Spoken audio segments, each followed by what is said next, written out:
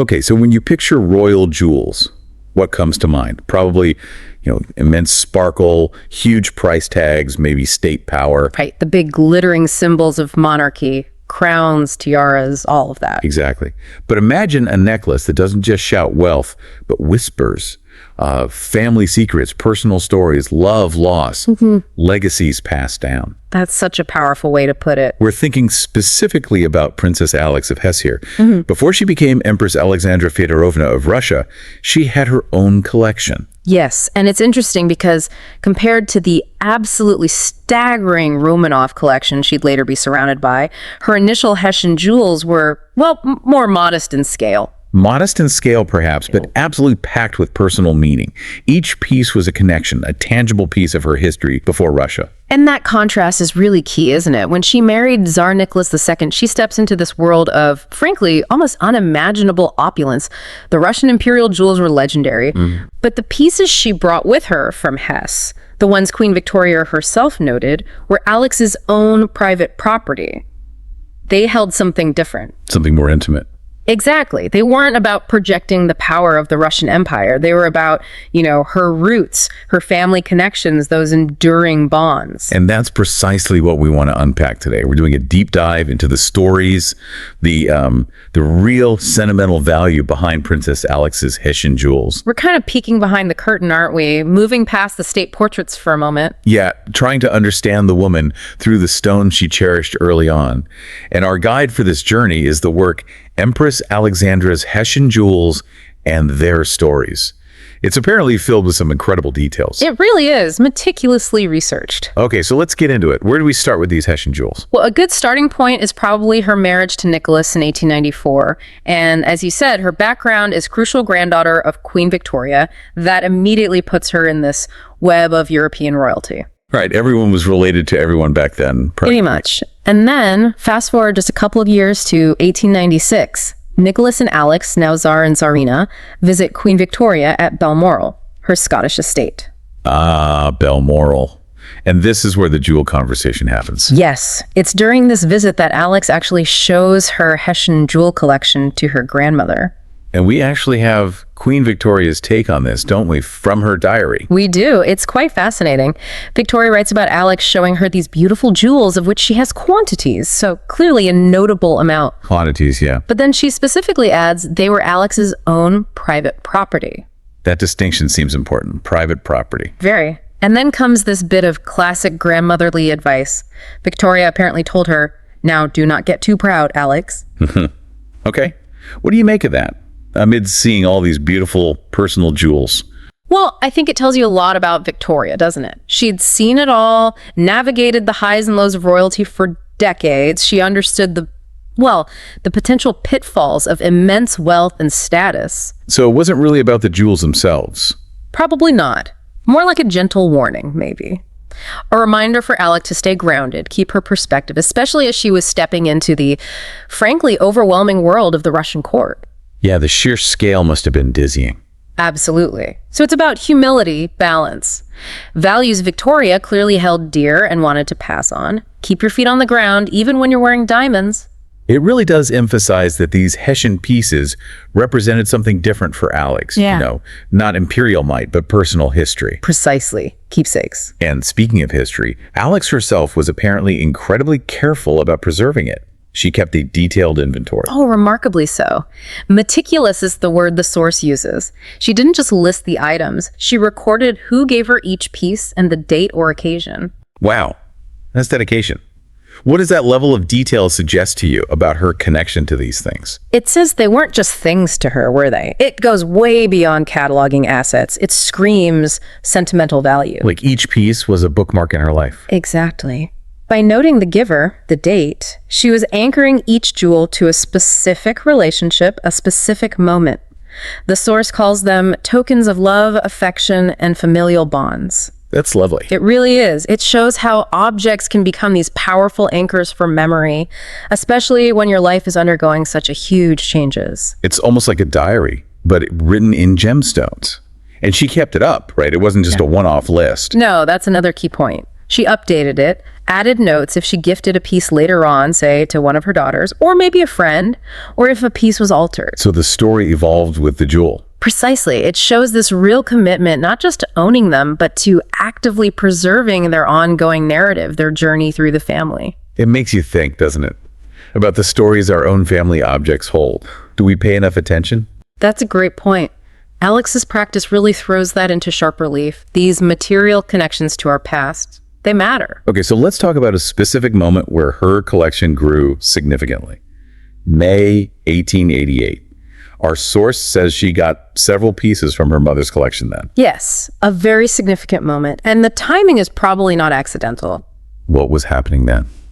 It coincided with the wedding of her older sister, Princess Irene.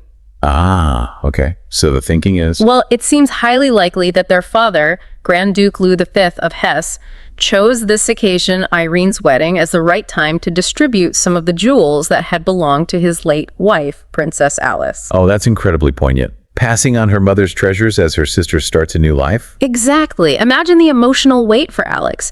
These pieces wouldn't just be beautiful objects, they'd be a direct, tangible link to the mother she lost when she was quite young. And also maybe a kind of recognition of her own status, her future within that royal network. I think so, yes. Both a reminder of her mother and an acknowledgement of her own place in the world. You can really feel the significance there. You absolutely can. Now, within that inheritance, or perhaps just within her collection generally, there's one piece our source highlights as particularly special. A diamond riviere. Yes. A stunning row of diamonds, 52 stones in total. It's described as quite something. And the backstory on this one is, well, it's not straightforwardly Hessian, is it? Not originally, no. That's what makes it so intriguing. It was actually bequeathed to Alix's mother, Grand Duchess Alice, by a really fascinating character, the Duchess of Inverness. The Duchess of Inverness. Right, okay, I know that name. Lady Augusta Murray. Her story is quite the royal drama. It really is. Born without a title, marries the Duke of Sussex, King George III's son in secret. Which, of course, the Royal Marriages Act meant was invalid. Big scandal. Yeah. Talk about obstacles. Huge obstacles.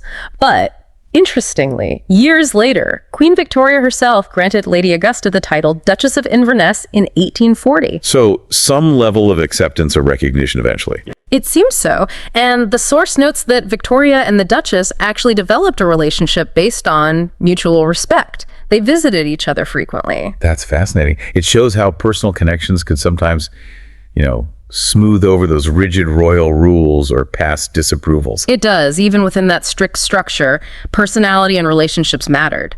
And the Duchess, despite her complicated past with the monarchy, clearly held some standing. You can see that in her bequests, can't you? Definitely. When she died, she left her best diamond necklace to Queen Victoria herself, a significant gesture. Wow. Okay. But, and this is key for our story, her second best diamond necklace, this riviere of 52 diamonds, was specifically left to Princess Alice, Alix's mother. Why Alice, do you think? Any idea? The source doesn't say explicitly, but one can speculate. Maybe a personal fondness, perhaps a shared understanding of navigating royal life from a slightly less central position initially. We don't know for sure.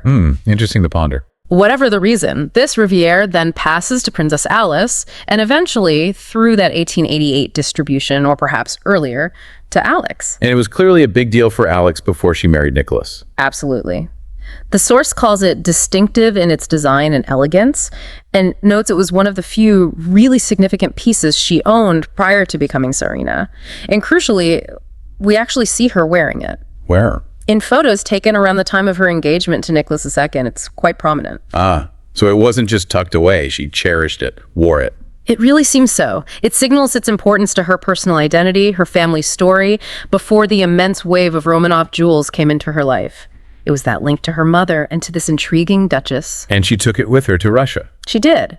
When she left Hesse for her new life, the Riviere went with her. Our source describes it beautifully as a sentimental reminder of her family's legacy. A connection back home, a piece of her past. Exactly. A tangible link to her mother, to the Grand Duchy of Hesse, and even to this rather unconventional Duchess of Inverness. But then, history intervenes. The Russian Revolution. Yes.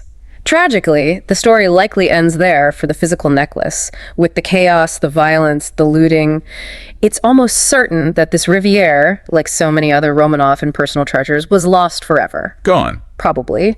But as the source rightly points out, even if the object is gone, its story, its significance for Alix, that remains important. The narrative endures. Absolutely. Because those 52 diamonds, they weren't just about sparkle, were they? Not at all. They were symbols of those personal and familial connections that meant so much to her. A direct link to her mother's line, to that wider European royal web. It grounded her, perhaps. A reminder of who she was before she was empress. I think so. And the way it came to her, originally a gift from the Duchess to her mother. It's almost like the source calls it a symbolic passing of the torch. I like that. Between generations of women in these families, these jewels weren't just adornment. They were carriers of history, of memory, maintaining connections across time, across changing fortunes. It speaks to that very human need to hold on to our past, doesn't it? Definitely. Connection, remembrance. So even though the Riviera is likely lost, its story gives us this incredibly valuable window into Alix's personal world. Her family ties, how legacy works, the meaning we invest in objects. And it makes her meticulous inventory even more poignant, doesn't it? That careful record keeping. Yeah, knowing that the objects themselves might not survive, but her record of their meaning, who gave them, that survives through sources like the one we're using. Exactly. Her inventory becomes this powerful testament to the importance of memory and tradition. It reveals the personal histories often hidden beneath the public glitter of royalty. They weren't just assets. No. At their heart, they were enduring emblems of family bonds, loyalty, and the shared experiences that shaped generations. Her dedication to documenting them shows their real value went far beyond money. It really changes how you look at historical artifacts like these. It's not just about the object, but the life, the relationships woven into it. The human story. Right. So, as we think about Alix's Hessian jewels, and especially this diamond Riviera with its amazing backstory linking back to the Duchess of Inverness, it kind of sparks a final thought, doesn't it, for you listening? Think beyond the famous grand historical artifacts. What other, maybe more mundane personal objects might hold similar weight? What everyday items, maybe things overlooked in archives or family attics, could unlock deeper insights into the lives, the relationships, the values of people from the past? What seemingly ordinary things might tell extraordinary stories?